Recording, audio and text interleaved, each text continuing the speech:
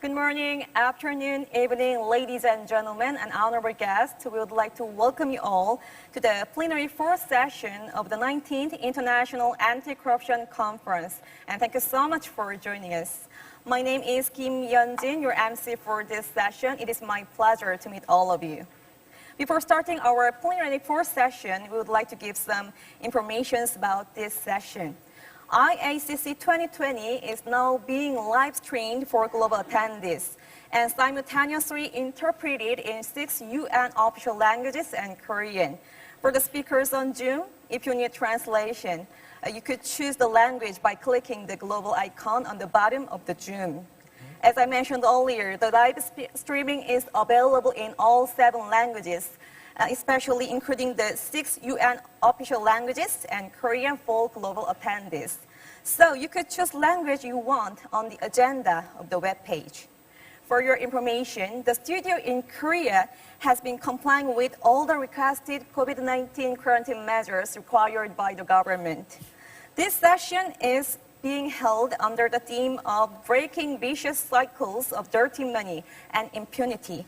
During the session, if you have any questions or comments, please leave them in chat window. For this session, we have invited moderator Mr. Michael Hussman. So, Michael Hussman, when you're ready, the floor is yours. Thank you very much, and I am ready. And I welcome you all this morning or afternoon or evening, depending on where you are, to this very, very important session, which I, in short, call the root of all evil. We're talking about dirty money and impunity.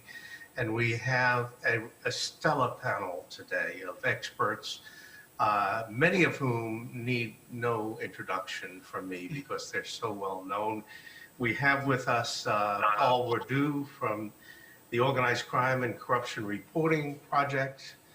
Of course, we all know you from the Laundromat and FinCENT. Paul, welcome. We have Sung Jae Han from the Korean Institute of Criminology. Good morning to you. And of course, Cynthia Gabriel from the Center to Combat Corruption and Cronyism. We're going to be looking forward perhaps to some remarks on the 1MDB scandal from you today, Cynthia. Alexander von Bismarck. Alexander is from the Environmental Investigation Agency. Ray Baker, who I've known for many years from the Global Financial Integrity, an icon in the area of anti-money laundering. Marina Walker-Guevara. Marina, of course, is with the Pulitzer Center, a Pulitzer Prize winner herself. Welcome and good morning, Marina. And last but not least, Shamila Bachochi, who is the head of the National Prosecuting Authority in South Africa. Good morning, Shamila. So we have a little bit of a surprise this morning before we get started. We're privileged today to be able to preview a very important film that is so essential to what we're going to speak about today. The film is called Wood, and it was produced by Alexander von Bismarck, who is going to give us a few comments about it. Now, this film in its entirety is being shown during this week at the IACC, the Films for Transparency. So if you would like to watch this and other films, please go to the agenda, find it, and you'll get the entire film. But Lena, if we could go ahead and start with the preview. Thank you.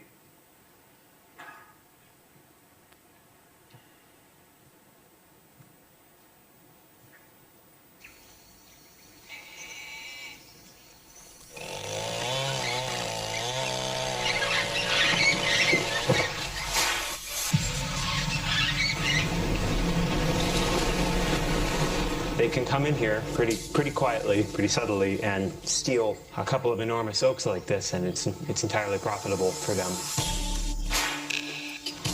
Nobody does anything to stop this. Nobody went to jail. So this is you?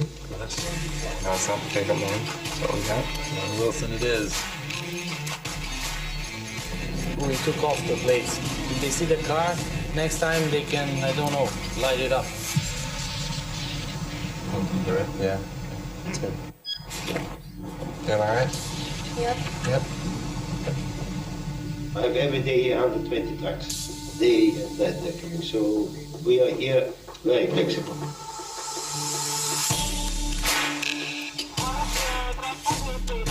Domnule, Thailand din parc național ilegal. Compania asta ne fură viitorul, ne mănâncă pădurile țării, da?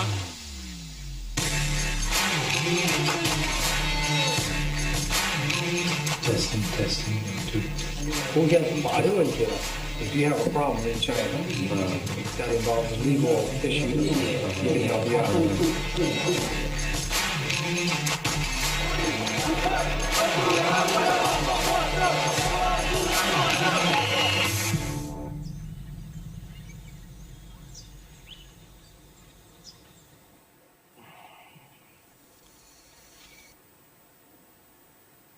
Well, from that short clip, you can understand how important this film is, and I really do urge everyone to see the entire film.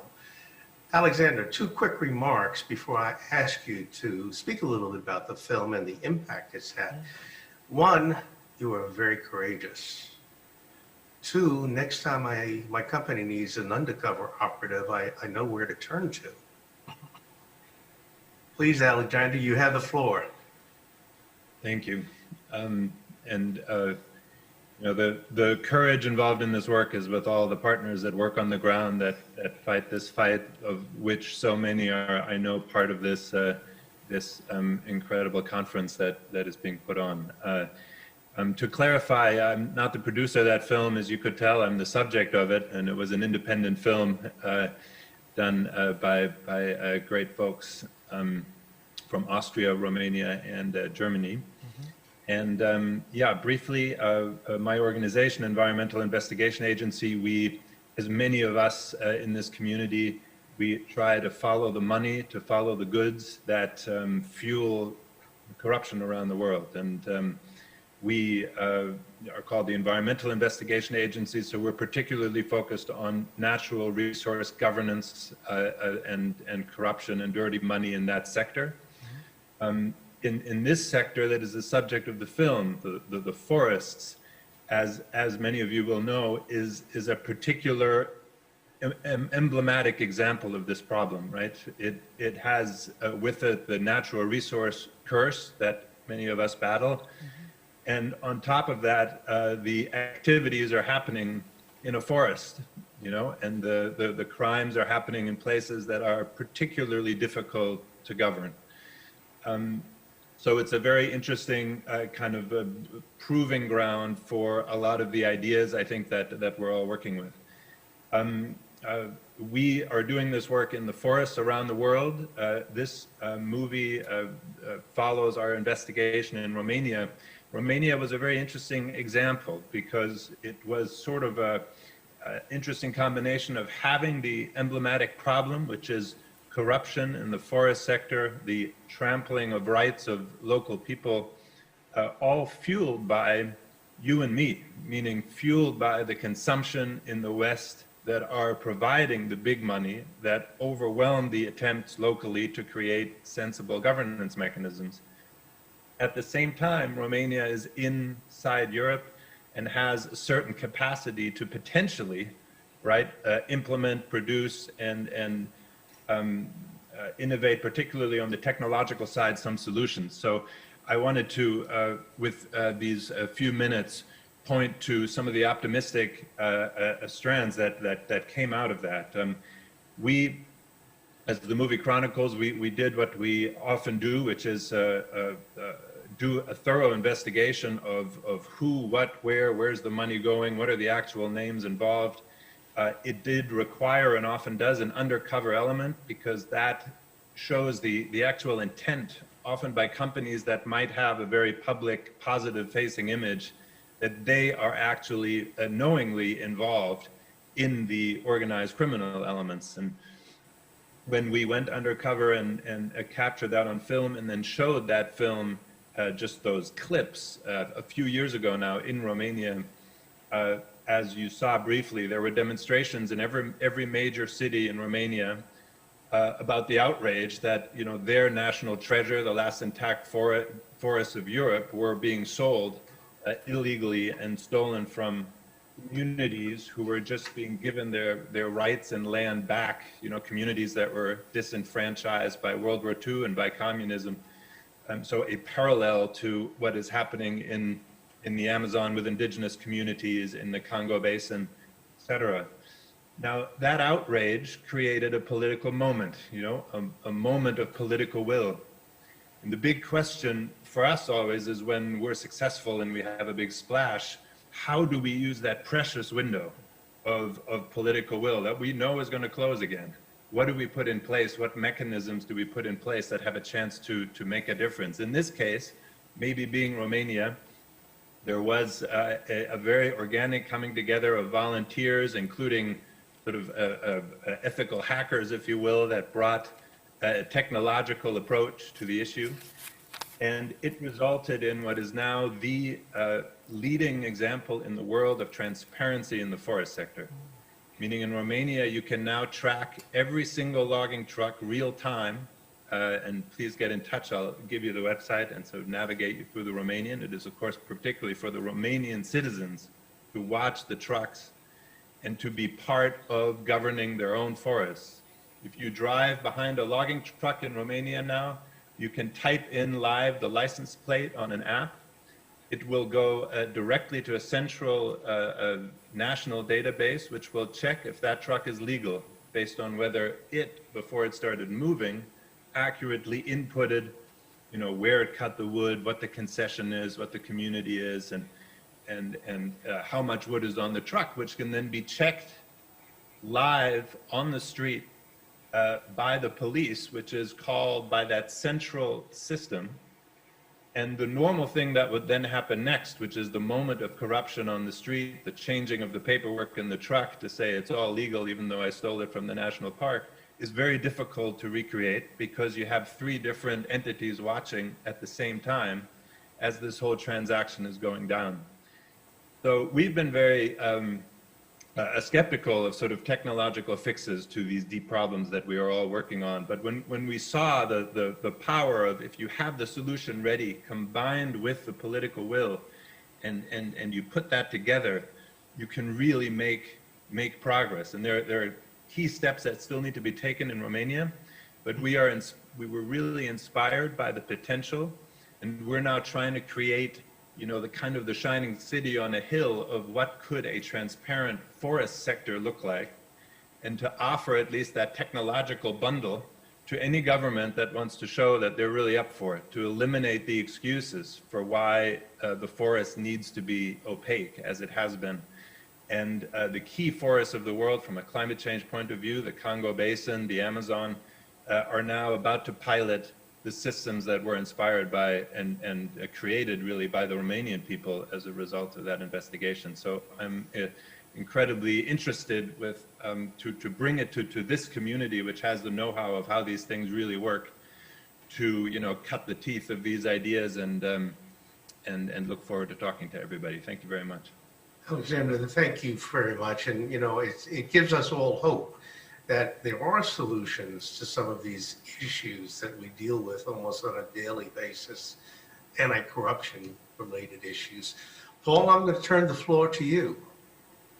Thank you, Michael, and thank you, Alexander.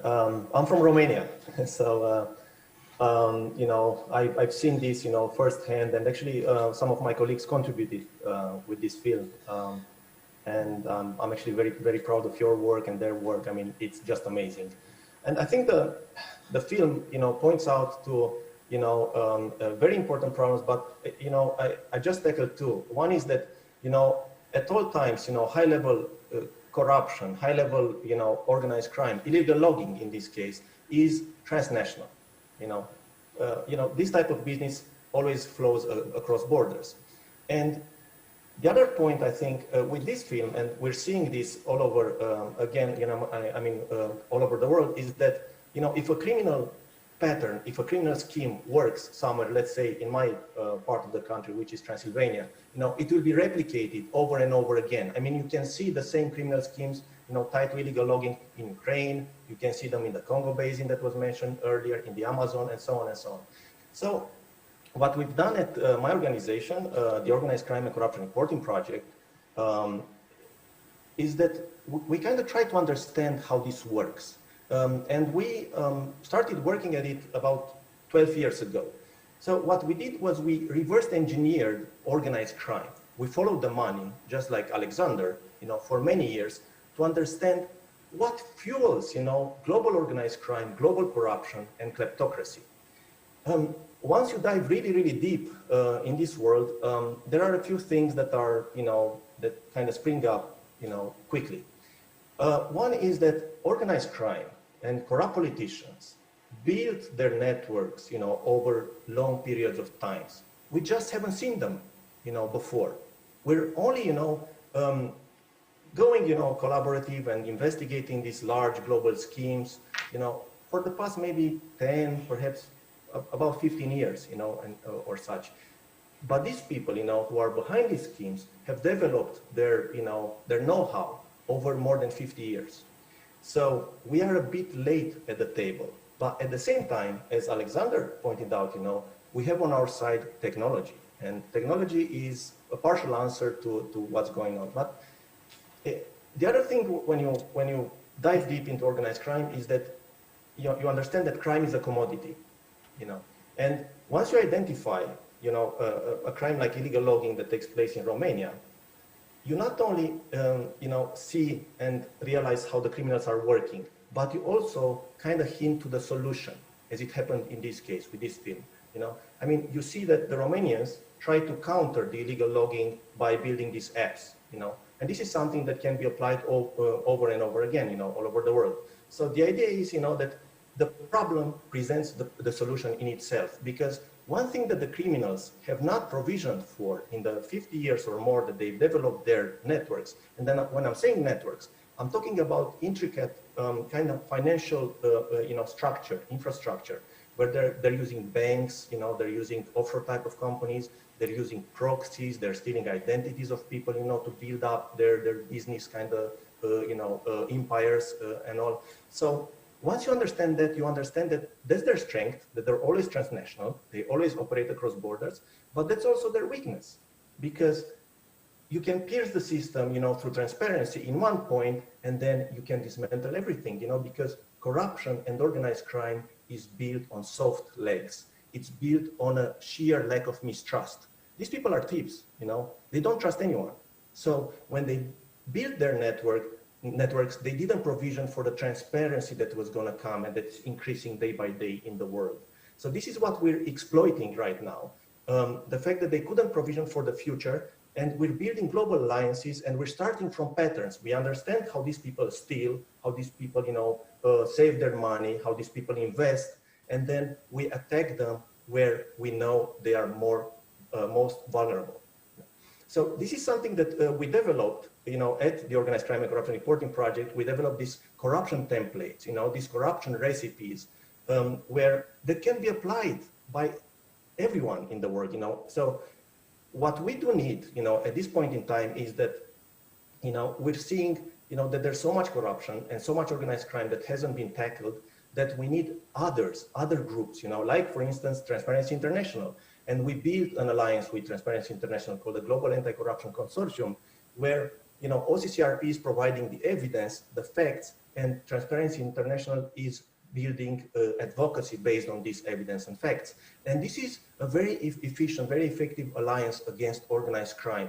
And, the cat is out of the bag right now, Organized crime can't really keep up with the changes in the world, with the transparency, with the fact that we're becoming more and more efficient at what we're doing. So, really, it's bad news and good news at the same time, because, if you look, at the volume of organized crime, at the volume of corruption, at the volume of illegal logging, it's enormous.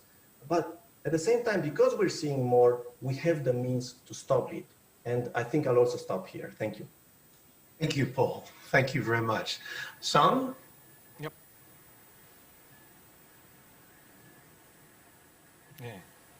Please proceed. 감사합니다. Thank you very much. 먼저 First of all, 국민권익위원회 I would like to extend my appreciation to the Anti-Corruption and the Civil Rights Commission and Transparency International for holding this event. And I also would like to extend my appreciation for giving this opportunity to me for making a presentation. The Korean government is making a lot of effort to eliminate the corruption. When it comes to receiving the money, we have the Improper Solicitation and Graft Act and rules on protection of whistleblowers in crimes involving the high-ranking public officials to prevent the main cause of corruption and protect and support whistleblowers. And in the private sector, we are encouraging the compliant and ethical business. In this presentation, I would like to tell you how the Korean government is making efforts to eliminate all the corruption. In particular, I would like to talk about the Act on Special Case concerning the confiscation and return of property acquired through corrupt practices, and Act on Special Cases concerning the prevention of illegal trafficking in narcotics, etc. And then I also would like to see what is the process that money laundering and paper companies go unpunished. By doing so, I would like to propose ways to recover the fund and prevent the fund from being unpunished. When it comes to the properties created by the corruption, in principle, these funds should be held by the criminal or offender. However, even if this fund is held by another person, not the offender, we can confiscate the fund by this law. And if the property belongs to a person other than the offender by inheritance or gift without consideration, or at a significant low price, the whole or part of the property may be confiscated, even in cases where the person did not know of the offense when he or she acquired such property. And procedure for international cooperation relating to process for preservation of confiscation or collection of equivalent valence and execution and preservation of judgments of confiscation or collection of equivalent value is possible. And as for the narcotics, it is the same. As an exception, even though the person who are holding this fund is not the offender, we can confiscate. What is most important is we consider when they acquired such a fund and how they acquired the fund. And if there are reasonable probability to think the acquired property has been formed by illegal profits acquired, such a property shall be presumed to be illegal profits related to crime. And we are also creating an international cooperation system for this. And the court can make an order to confiscate such fund. And we are also improving the system. In Korea, I would like to tell you in which area we can see the tax evasion. There are US, Canada, Hong Kong, and China. When it comes to the US and Canada, they are usually the final destination of money for tax evasion. Hong Kong serves as a bridge for offshore tax evasion. And in China, since it is easy to conduct illegal foreign exchange transaction, it is used for this tax evasion, and Hong Kong is related to paper companies.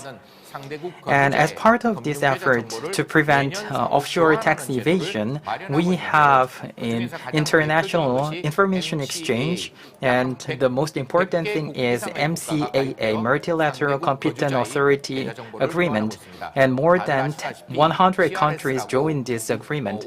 And as you know, there is CRS, Common Reporting Standard, and Korea is following the reporting standard issued by OECD.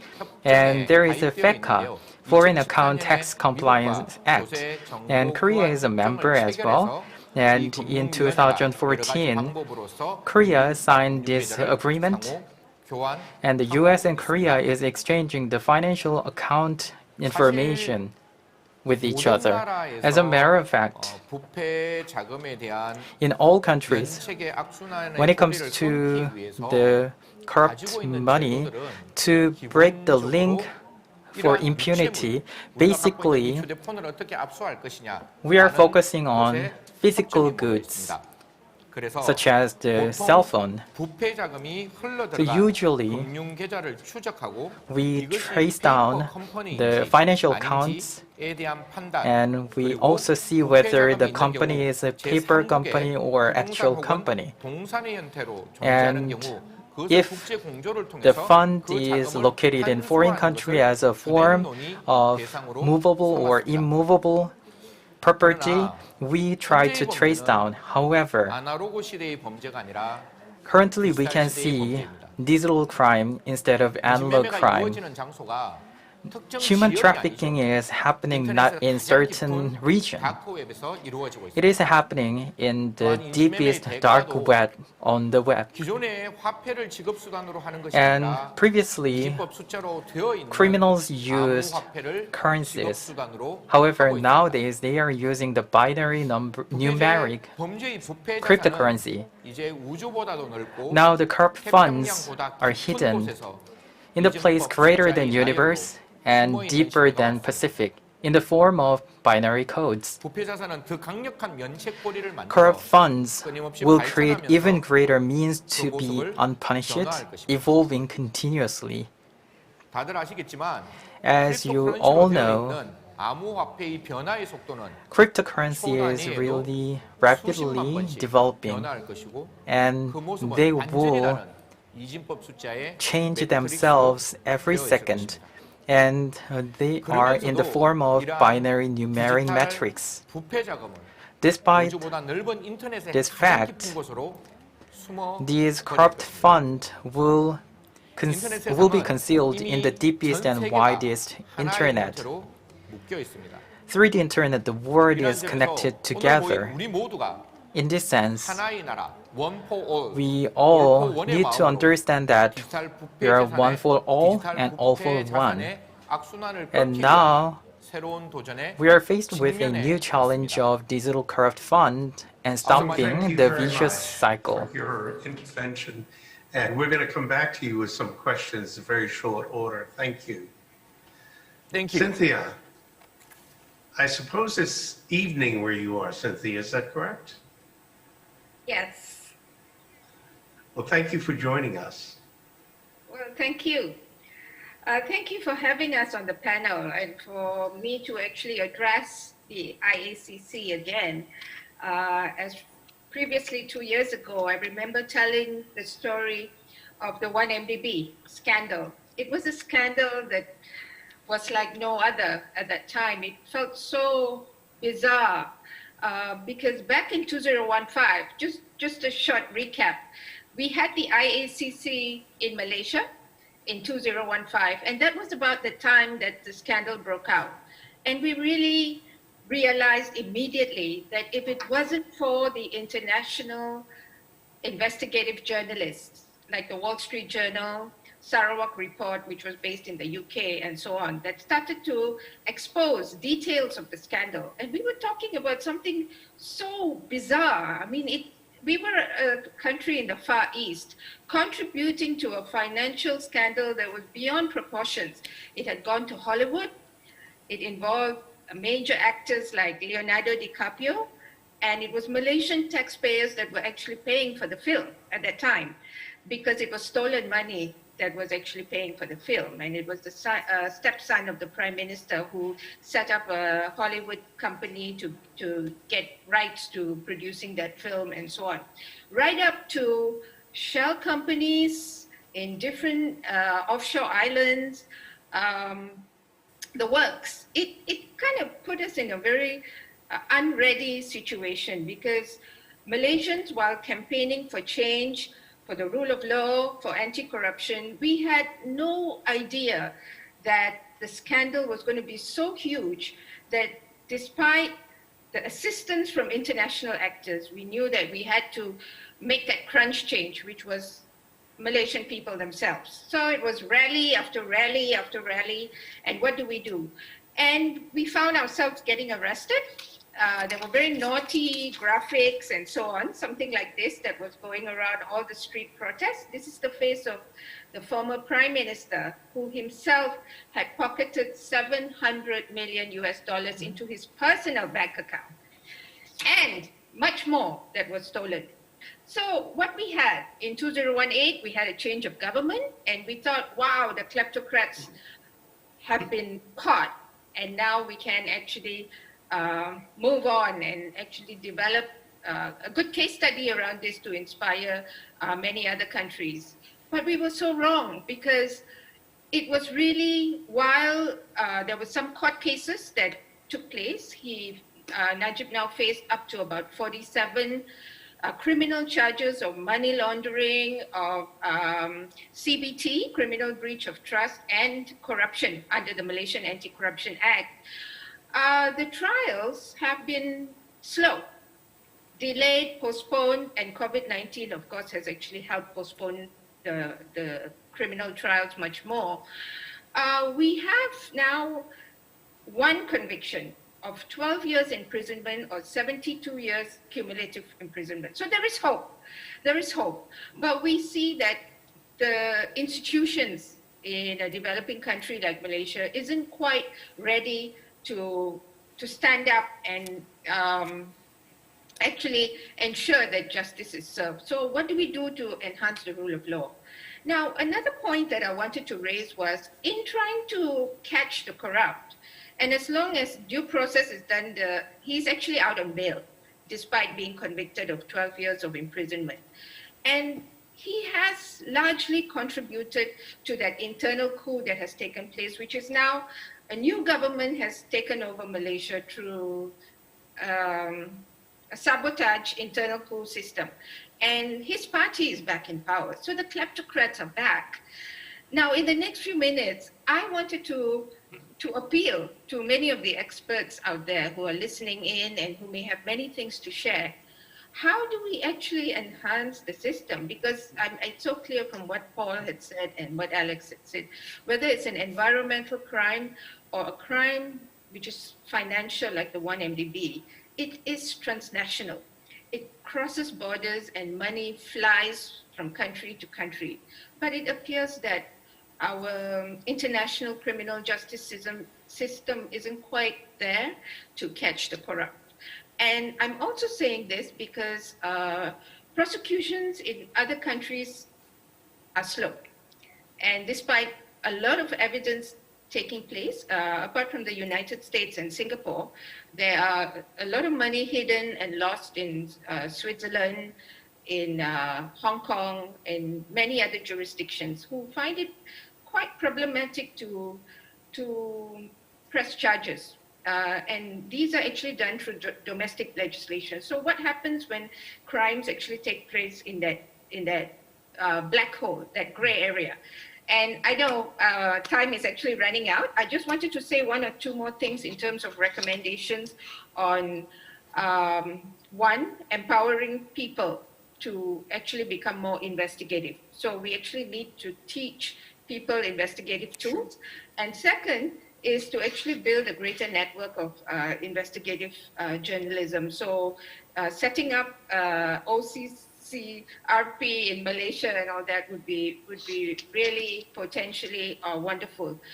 Board games, card games to educate people about grand corruption, the way we did before our general elections was actually very, very incredible. And we learned a lot from the Koreans, really, from Indonesians, and many of the countries were struggling to put anti-corruption on the agenda. But I'd just like to leave us with a bit of hope that I think we need to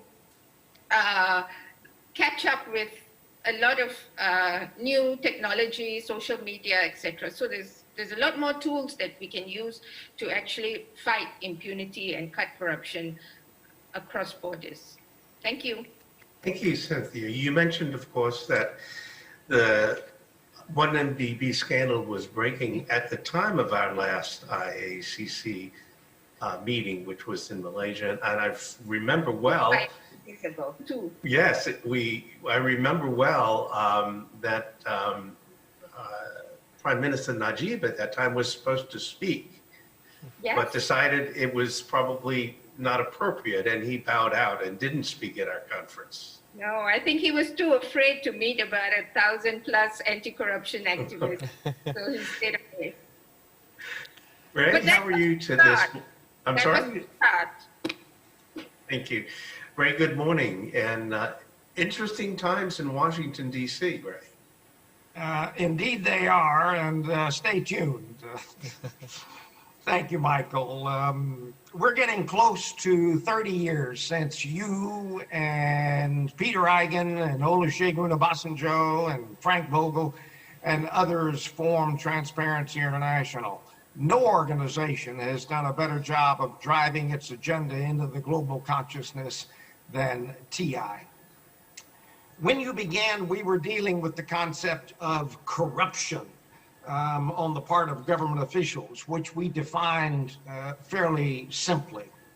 But then over the years, we recognized that our original terminology was somewhat limited. So we elevated our vocabulary to speak of grand corruption, meaning wholesale theft occurring at the highest levels of government. But we now see that this phenomenon has moved again. So we have to elevate our terminology now to speak of state capture, meaning that multiple components of the state and its government are taken over by the forces of corruption. We've gone from corruption to grand corruption to state capture, as we've seen this issue continue to wreak havoc. Not only has our vocabulary widened, but the cross-border flow of corrupt money has also widened. We are now seeing the largest amounts of money ever pouring out of countries like Russia and China and Cynthia's Malaysia, while staggering sums also come out of South Africa, Nigeria, and Brazil and other countries. How is this possible?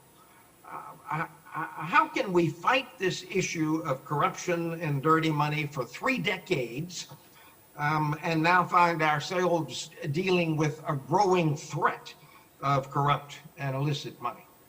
There is an answer to this question, and the answer focuses on us, we in the wealthier countries. The answer is the last word in the title of this panel, impunity. We in the wealthier countries receive this money and pay little or no price. Take my country, the United States. In the 1980s and 90s, we had reasonably good banking and financial practices in place attempting to avoid the receipt of corrupt money coming from abroad. But then something happened. The terrorist attack of September 11th, 2001. When that occurred, we refocused like a laser beam on terrorist financing. Our financial institutions changed from trying to avoid receipt of dirty money to actually receiving dirty money so that we could then trace it back to its possibly terrorist origins. Let it come in so that we could then track it back to its source. Well, the financial community embraced this change of focus wholeheartedly. Instead of avoiding the receipt of dirty money, the new practice was to receive the dirty money, and if it looked really bad, then to file a SAR, a suspicious activity report, or a CTR, a currency transaction report. As a result of this new focus, the financial community in the United States now files SARs and CTRs at the rate of 55,000 a day. This is not evidence of our anti-money laundering policies working. This is evidence of our AML efforts failing. The United States has, over the last 2 decades, become the world's preferred destination for dirty money, and our bankers very seldom get caught or punished.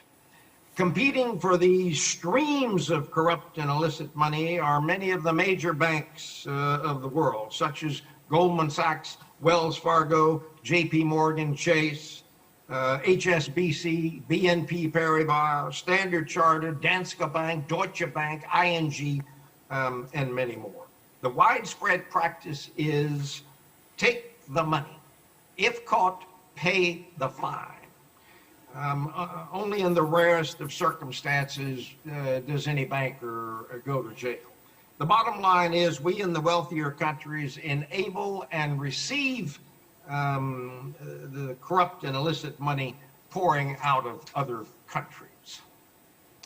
Now, how can this widespread practice, this reality, be curtailed? I'll tell you how I would do it. I would do what my father did when he was president of a smallish bank in the state of Louisiana. He was asked by someone from 6 states away to open an account and receive a large deposit. My father couldn't understand why someone wanted to bring his money from 6 states away and deposit in his bank. So he said, no. We will not curtail corruption, grand corruption, and state capture as long as we in the wealthier countries welcome this money. We have to say no. Here's how I would put such a policy into effect, with 2 measures.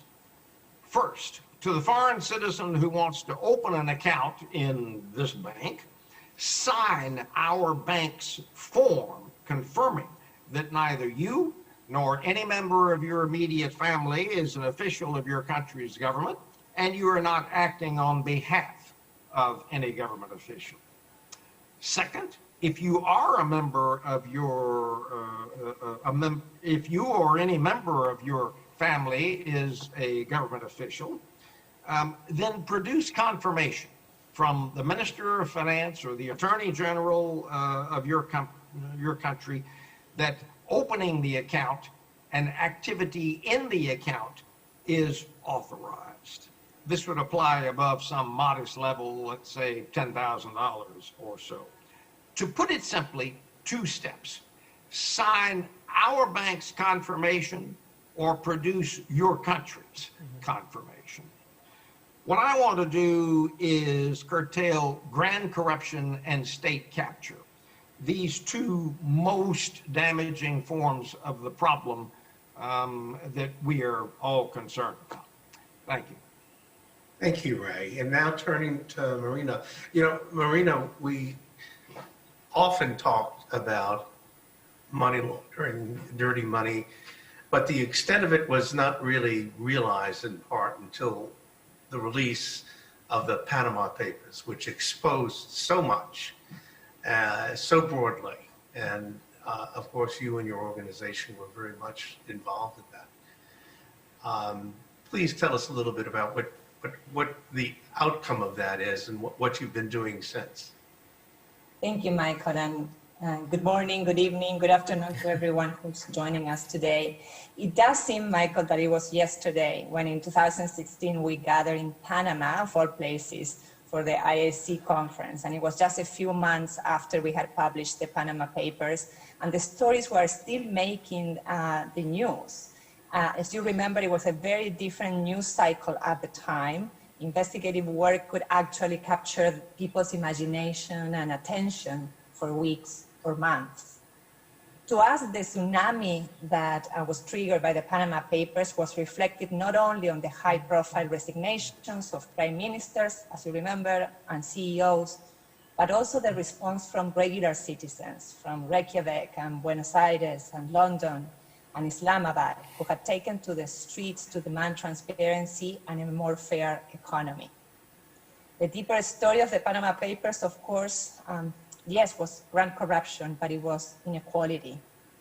Inequality made worse by a world, secret world, the offshore world, that rewards the powerful, the well-connected, and the criminal with a place to shield their fortunes from taxes and from regulations. Now, as we know, that secrecy, that secret world, does not thrive in isolation. It is very much connected to and supported by our economy and our laws. And it is not an aberration of the economy, it is the economy itself. So now fast forward to 2020, and here we are. ICIJ has published another expose, the FinCEN files. Disclosure, I no longer work at ICIJ, but I am an ICIJ member, very much continue to admire their work. The FinCEN files is an indictment on the banking system, what Raymond was referring about.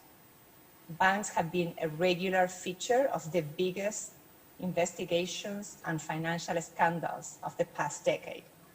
But the FinCEN files reveal in damning detail the industrial scale of the complicity of the banking system in facilitating corruption worldwide. The same kind of corruption we had seen in the Panama Papers, the same kind of corruption we saw in the Luxembourg leaks, in the Swiss leaks, the kind of corruption in which banks participate actively in concealing the identities of the clients behind complex offshore structures, the kind of corruption in which bank officers flag suspicious transactions, but like in a box-checking kind of way, and then approve them nonetheless.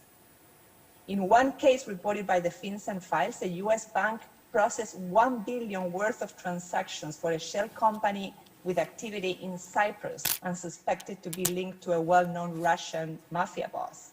For years, nobody had known at that bank who really owned that account. So where are we today? What has changed since the Panama Papers and other investigations started to pierce the secrecy of tax havens? I have very quick 3 pieces of bad news, unfortunately, and 3 reasons to be optimistic. First of all, the bad news. COVID-19. With governments overwhelmed by the pandemic and the resulting global economic crisis, fighting corruption has become even less of a priority. We were just talking about illegal logging in the Amazon rainforest. Illegal logging and the criminality around that activity has skyrocketed this year. Second, US opacity and UK opacity.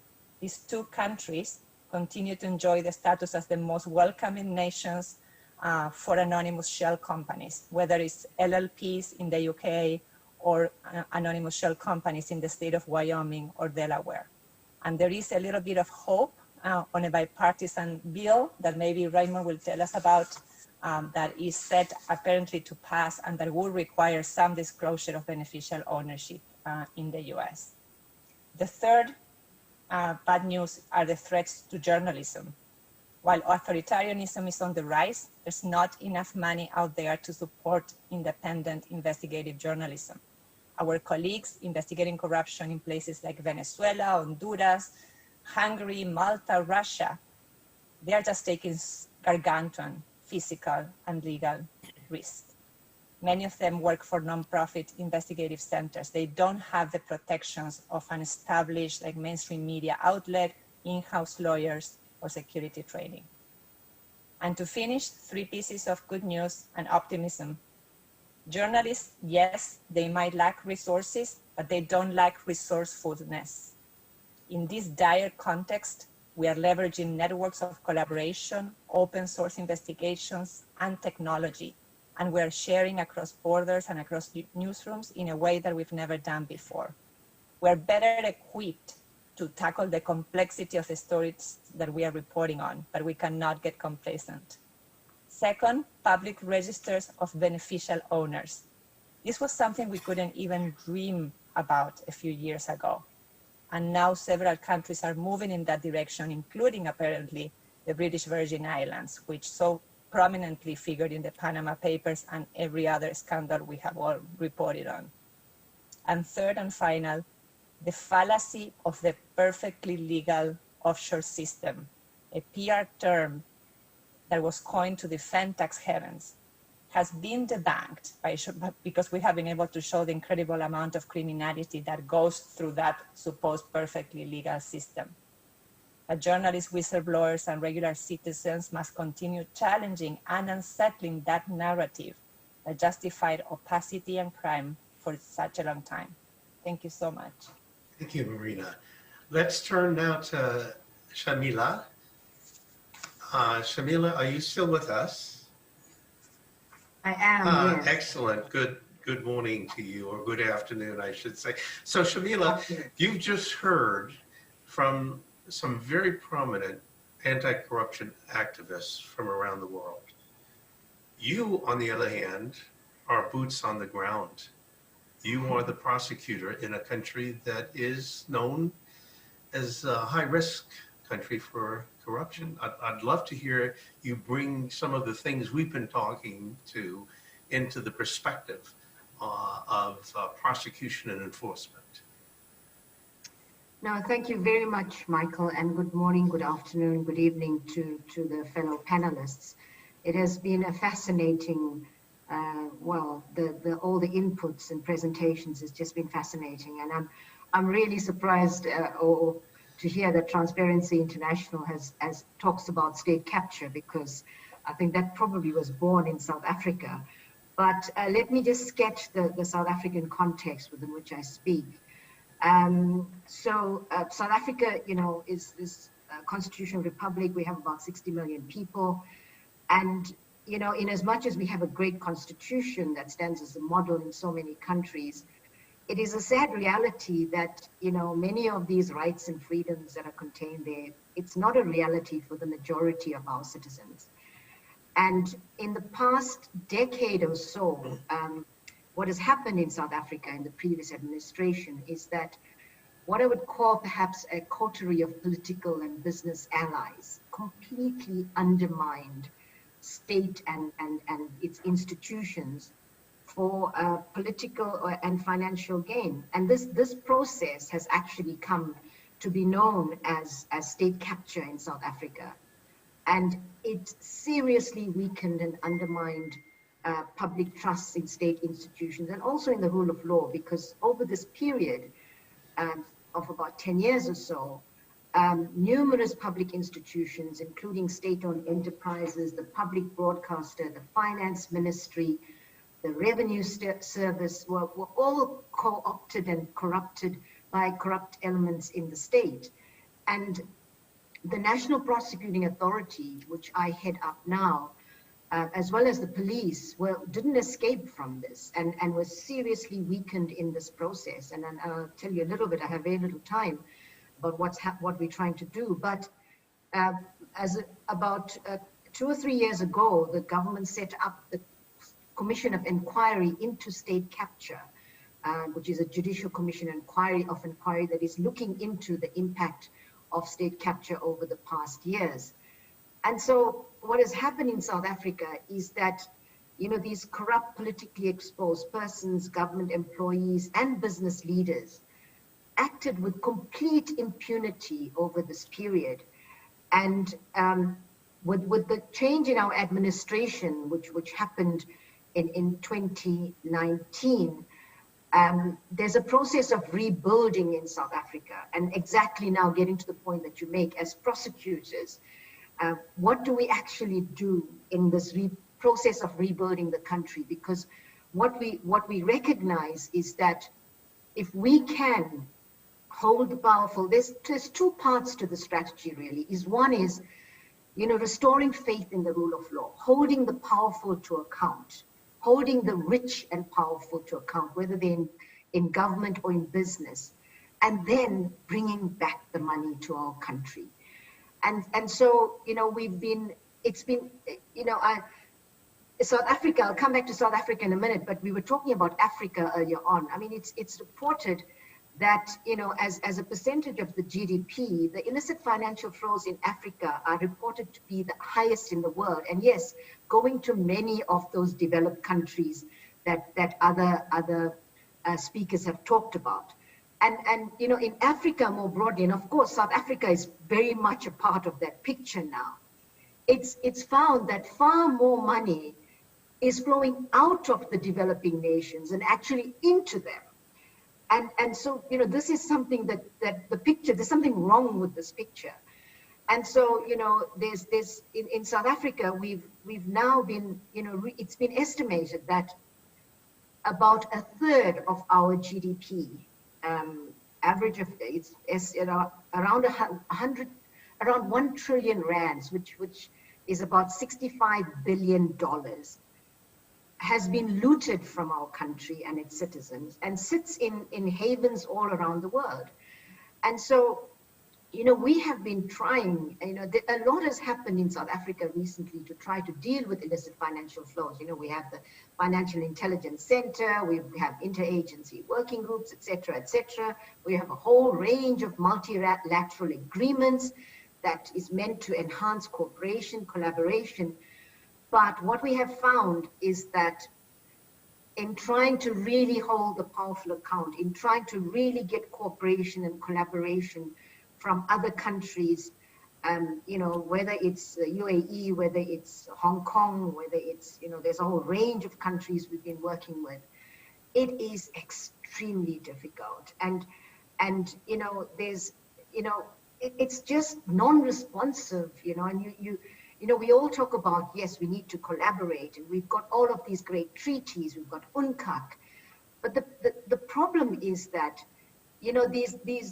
these processes, as many of you know, and so as prosecutors, they're often very bulky and slow, and the requests for mutual legal assistance, they often, weighed down by these processes, and of course, we need to comply with formal requirements, and sometimes, even when you do, there's just a lack of political will, or the lack of the will of the country for whatever reason to really cooperate. And of course, some countries, because of where they are, because of their own financial situations, would rather prioritize their own investigations above, requests that they receive from overseas.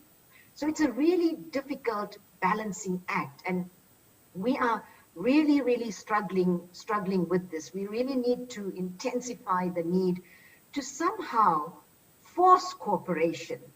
And so, that has been one of the, serious challenges. We have the political will in the country now with the change in administration. As a new national director, in South Africa now, we're trying to do what we can. And I really empathize and what our colleague from Malaysia said really resonates with me, because we are dealing with systems that have been deliberately decimated, I think, and really trying to firstly rebuild systems. So we were struggling before Corona because of the 10 years of corruption in South Africa that was, conducted with impunity. So we're now really trying to get to a point where the police, the prosecution are able to now, because of the political support that we have, to build our systems and really try to hold the powerful to account and to bring back the money. But we are finding that, strengthening our systems and at the same time, trying to do this is extremely difficult. Skills development and really trying to capacitate the relevant entities with the skills, with the capacity is extremely difficult. Also in a situation where the economy has been decimated. It was bad enough before COVID with all the corruption, and it's just got so much worse. So, I really like, Transparency, and our colleague from Transparency, his your thoughts about what we should do, in terms of really making it very difficult for people to open bank accounts. And so I really, we're still far off in as much as a lot is happening, but we're still very, very far away, and it's been proving really difficult. But the good thing is that the wheels of justice are turning in South Africa. It's grinding, but we're working with a number of countries across the world, and I feel confident that it's not going to be an easy road, but that with cooperation, collaboration internationally, things will change. Thank you very much. Thank you, Shamila. Well, that was very enlightening. Thanks to all of you for sharing your views and thoughts. And of course, I'm calling now on the audience to provide questions, which we're happy to address in the remaining time. Let me begin by asking a few questions. Ray, I'm going to turn to you first and talk to you about a little bit of a broader issue than the banking problems that you raised, the SARS. And there was a time not long ago when the United States used the bully pulpit, the moral imperative, if you will, to push other countries, to push institutions to improve transparency and accountability. Over the last 4 years, we have lost that imperative. We've lost our pulpit. What does the next administration, the incoming administration, need to do to bring it back? Because so many countries look to the United States for leadership on these issues of integrity. You raise a key question, Michael. Yes, the United States has lost a great deal of credibility over the past 4 years. As I've gone around the world before the pandemic restricted our travel, I found it very difficult to talk about corruption in any other country because the question would come back, what about corruption in your country? I'm not sure that the Biden administration will go after the corruption of the past administration. Your key question is, what will we do? What will a Biden administration do going forward? And this, I don't know. It's not clear.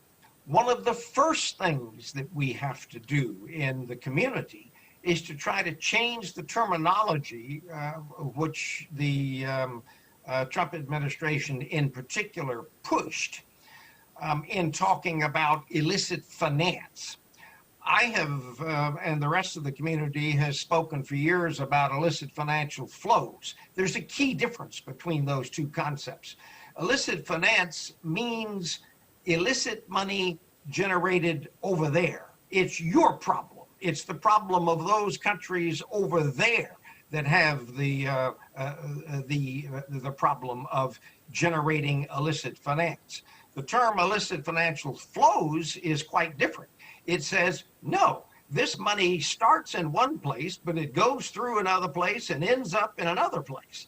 And it is the complete cycle of that money that is important. So the first thing we have to do is to change the basic terminology that was used by the Trump administration.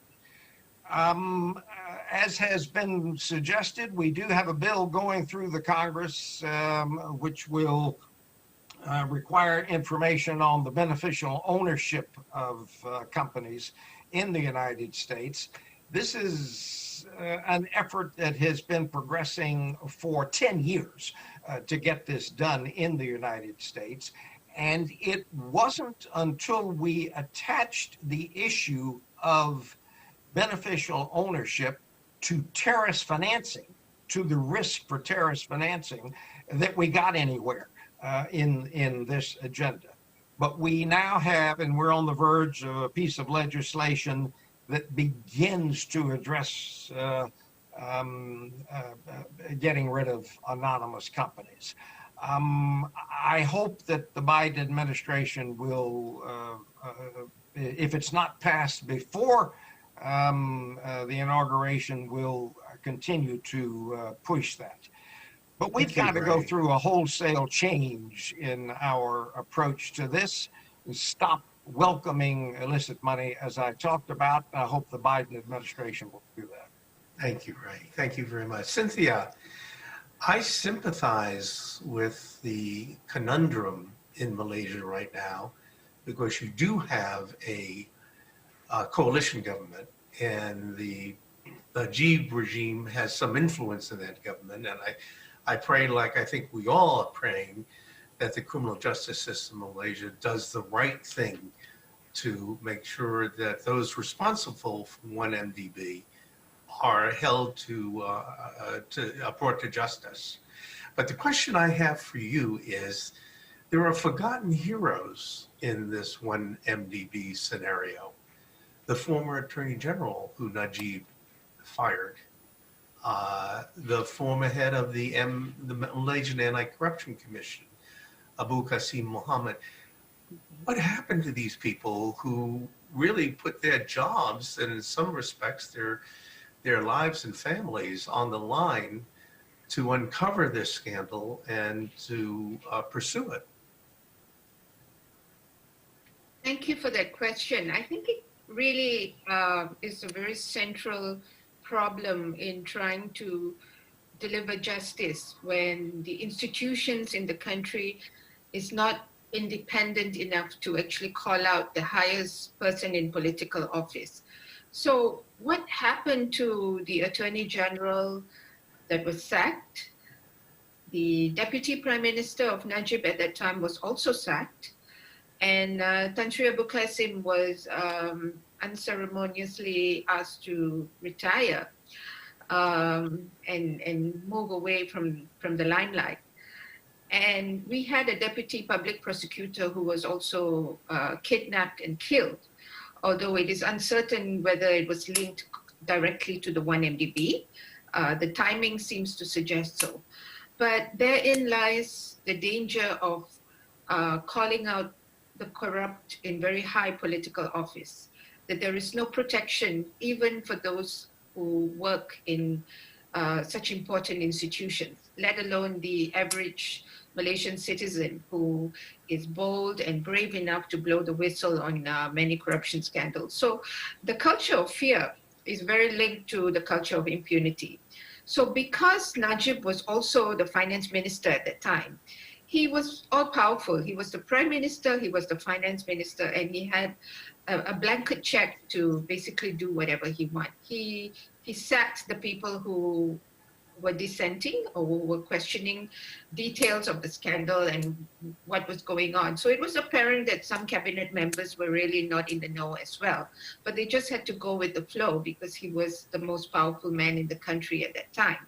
So right now, after the change of government, the former Attorney General had actually led initial investigations into the 1MDB scandal, and several charges were already placed on Najib. But I think to put the context in the present scenario is that Najib's party is back in power, and there is every danger that he could return to political office without facing punishment of any kind. There's a big question mark whether he would ever even see a single day in jail. And this is really worrying for not just Malaysians, but for the global community, as in how do we let the kleptocrats get away so easily? And I must mention that the central figure in the whole 1MDB scandal, which is Joe Low, I think we know that he's still on the run. He's hiding, and he's not being able to be found. There was some effort to get him back, but he was demanding immunity from prosecution so that he would be a crown witness to say it all and turn the tables on Najib without being charged or being punished for anything. So I think there's a lot that was also said by Shamila about where the entire justice system is to catch grand corruptors and people who steal not just public funds, but who steal for so much personal gain. They lie, and then they use the fake news agenda to confuse the public that it is actually the truth. You know, the Arab donor that until now is never identified who actually sent the money into Najib's bank account. I mean, it's an invisible Arab donor. So we're talking really about political donations that have gone very complex. It's no longer about companies donating money into political parties. It's not as simple as that anymore. And I think we're really a little bit backward in trying to catch up with the corruptors. So the 1MDB example has actually shown that the good people often have to risk their lives to call out corruption. So where really is the whistleblower protection at all?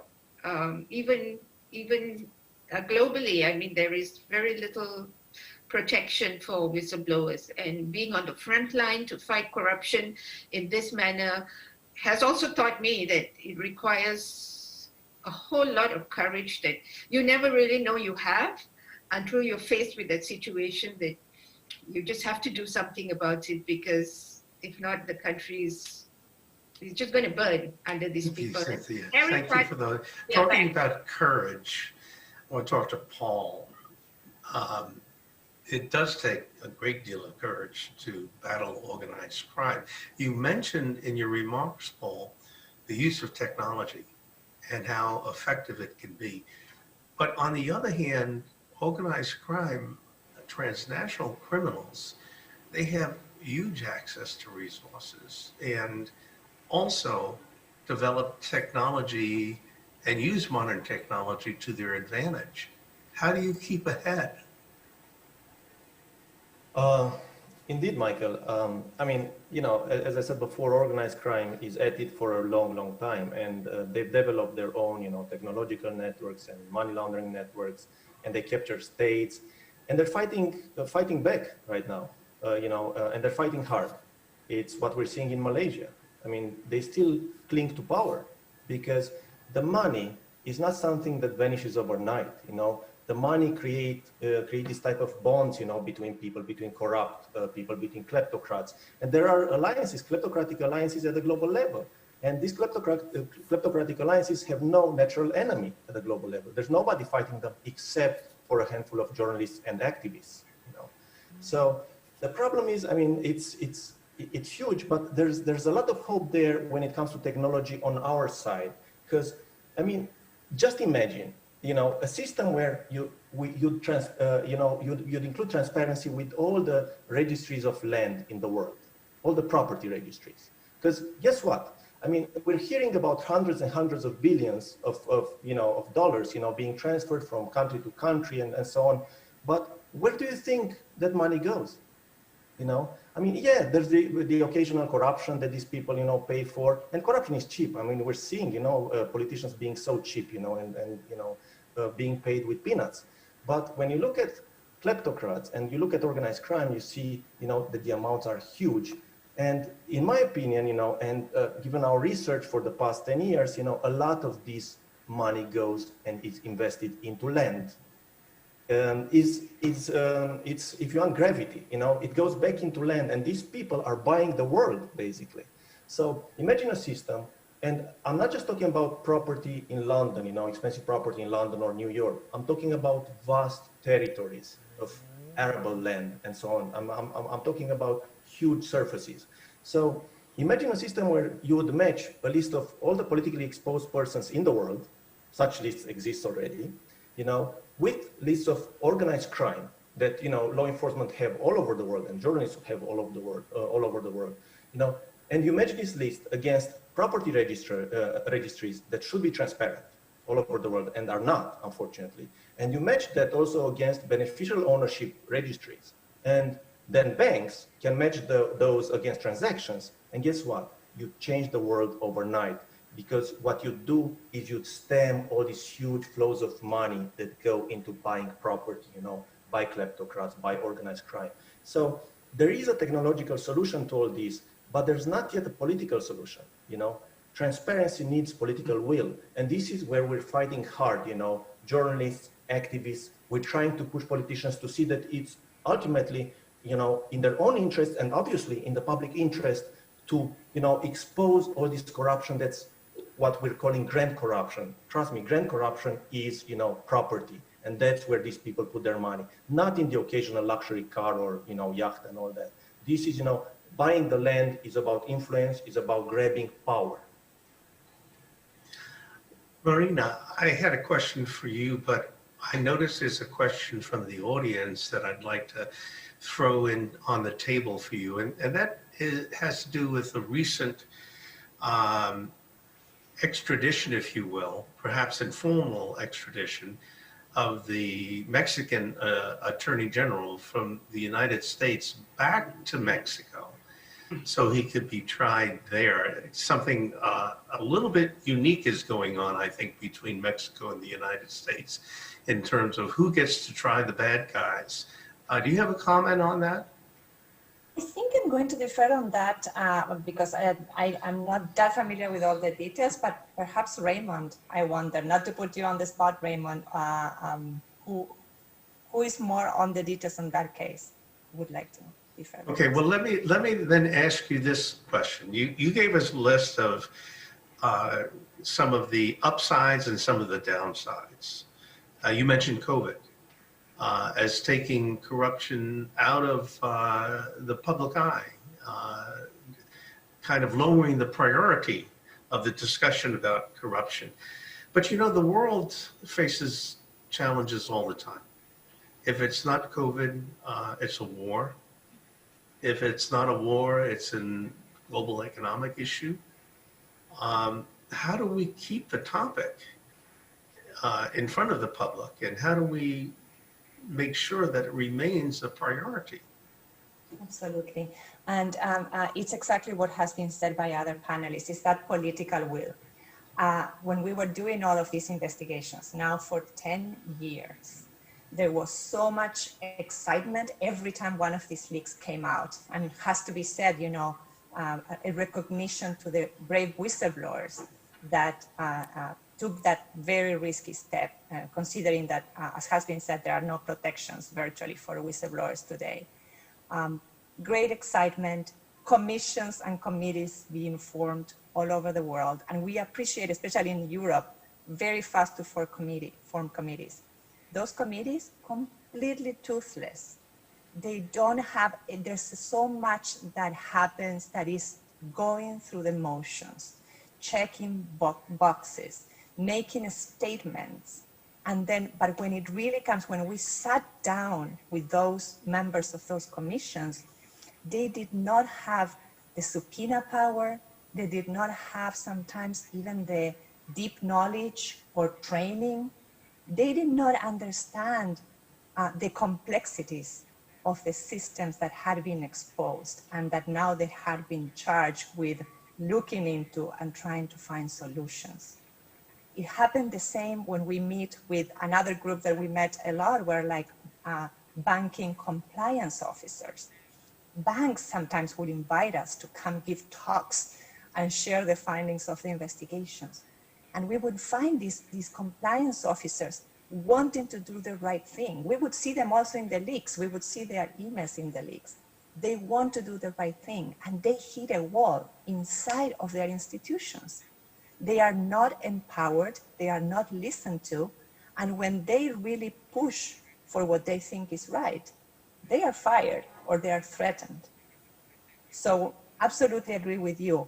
COVID-19 is something that is today, and it will be with us for another 10 months or so, and then it will be something else. There's something deeper here, and it's that political will that has been lacking.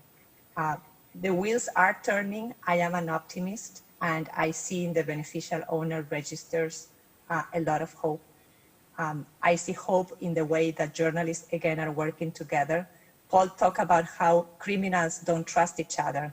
He said they have, what did you say, Paul? Soft legs.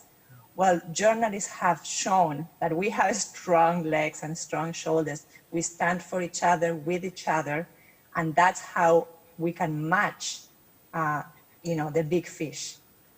That's, my hope is all put on those kind of new forms of networks and collaborations. Thank you. Sung, you study criminology. Yep. And earlier, Ray mentioned the term grand corruption. Globally speaking, most citizens, I don't care what the country is, believe that if a high-level government official, a minister, takes a bribe that is clearly a criminal act and should be punished. Yet at the lower level, if it's a police officer or a teacher taking a bribe, people often have the view, well, you know, they're just trying to make ends meet. That's not really a criminal act. How do we change that viewpoint? 네, 중요한 질문이십니다. Thank you very much for the very important question. As mentioned by C4, when people meet with people and they form relations, as they create relations, there is something happening between the two persons at a level that we can understand and at a level that we cannot say that's actually criminal activity of receiving bribes. So if there are people at the lower band and if people at the lower band receives bribes, that's also a corruption. That's a behavior of taking away happiness from the future generation. If a teacher receives a gift at a certain amount of price from a person, from a parent, then the teacher is supposed to treat all students on an equal and fair way. But the teacher who receives bribe from one of the student's parents, the teacher is supposed to focus more on that child, giving more benefit to that child. So that's the act of taking away happiness from the other children. So that's also an act of corruption which must be eradicated. In this regard, as I mentioned in my presentation, we created the Improper Solicitation and Graft Act. And regardless of the job position of public officials, if any public official, regardless of their job ranking, receives treatment or meals or any bribes, then such activities are applied with that Improper Solicitation and Graft Act. So we need to create a guideline for all public officials, regardless of the ranking or job position. Thank you. Ray, did you want to add something to that? Yes, Michael, if you permit me. For years, the World Bank in particular pushed the notion that we have to fight corruption from the bottom up. I disagreed with that and still do. I think we have to fight it from the top down. I don't see how you curtail low-level corruption when the example at the top, such as in Cynthia's Malaysia, is so rampant. I think corruption has to be fought from the top down. You've got to curtail what's going on at the top if you're going to be effective in drawing the whole society into addressing the problem. Thank you, Ray. Shamila, you described a great tragedy, the transfer of literally billions of dollars out of the country that desperately needs the money for education, for health, for so many different reasons. Does South Africa have currency control laws? And if not, might it make a difference if you did? Yes. South Africa, what's good about South Africa is I think we have really good laws, and we have a good, although we're now looking at, strengthening our laws with regard to fighting corruption. But currency control laws, we have really good frameworks. We have the Financial Intelligence Center now, where you need to, we have all of these suspicious transaction reports that need to file there. So we have really good legislation. It can always be strengthened. But I think, like many of the other countries, notwithstanding that, you just wonder how was it possible that so much of money was able to leave the country? What was the role of the banks in this? I mean, the Bank of Baroda from which is based in India, opened up in South Africa and then shut down after all of the things began to get exposed. But there's clearly the responsibility we really have to look at. What do we do to hold banks responsible for where many countries find themselves? Because there's something that's in the system that's not working properly, that enables money to flow out and into countries the way it does. So, I don't think there's anything wrong with our framework. We can strengthen it, but I just want to throw something else into the discussion, just slightly different. I mean, we're just talking about prosecuting, you really have to set an example at the top. And Singapore is a good example of what they did there. But there's been this discourse in South Africa where people are saying, should we have something like a TRC type process, truth and reconciliation process, which post-apartheid South Africa had, in order to, start afresh, you make full disclosure, frank and honest disclosure, you will not be prosecuted. And so people have been sort of, that's been, it's come up in various conversations. Should South Africa, given the extent of corruption, in order to move forward, have some kind of process like that? And then, but it talks to Raymond touched on it now, and my response has been, if you have that kind of a process, what does it say? It says if you're rich and you're powerful and you make full, you can do what you want to, you make full disclosure, you do not get prosecuted. What does it say to the person who steals a loaf of bread or some smaller fraud where we are prosecuting them to the full extent of the law? So, but I just want to throw it out there because this is something that's come up, which I think is seriously, which I think I wouldn't certainly, agree with in terms of a process moving forward. But just one thing else, just touch on so many other things that various speakers have talked about. Civil society, the role of investigative journalism. I think in South Africa, we really owe a debt of gratitude to civil society, to investigative journalists, who really, and a strong judiciary, who in this very dark period, constantly tried to hold government to account, who did the investigations, and really, I think, pulled us back from the precipice.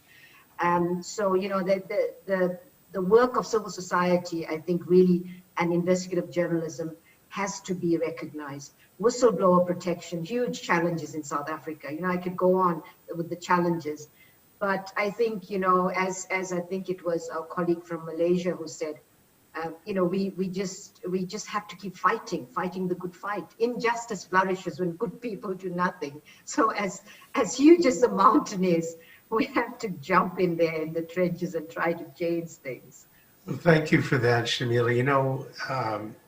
We at TI get frustrated from time to time because one of the things that I think we've done very successfully is bring the topic of corruption out of the closet and into the public domain. And in doing so, we have gotten the topic of corruption on the agenda of every major international forum, G7, G20, you name it. There's not a discussion at the highest level, that doesn't include some mention of how to deal with issues like corruption, whether it's money laundering or impunity. But the problem is, it's a lot of discussion. Everyone leaves the table, these heads of states or ministers or secretary of states leaves the table with a general agreement that we've got to do something. And even if we set out a group of principles, it's all forgotten the next day. And if we're going to change the world, it has got to start, as Ray said, with the leadership. We've got to have more committed leadership and willingness to fight this issue and not just talk about it. Sure. Now, I'm getting a red flag. That's in football or the soccer world means that I'm close to violating our time constraints. And so I want to take just one more moment to thank you all for your very important work, for your contributions to this panel, and I wish you all safety and success in the future. Thank you. Thank you. Thank you. Thank you. Thank you so very much. Thank you so much for having us.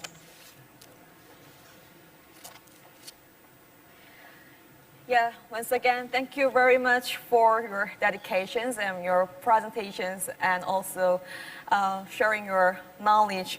It was very impressive topic and we've discussed so many things. So next we will formally have the closing session shaping the 2030 agenda for trust, truth and transparency from 2 p.m. Greenwich time and 11 p.m. Korean time. So we ask for your continued support and interest. Please stay tuned. Thank you. See you then.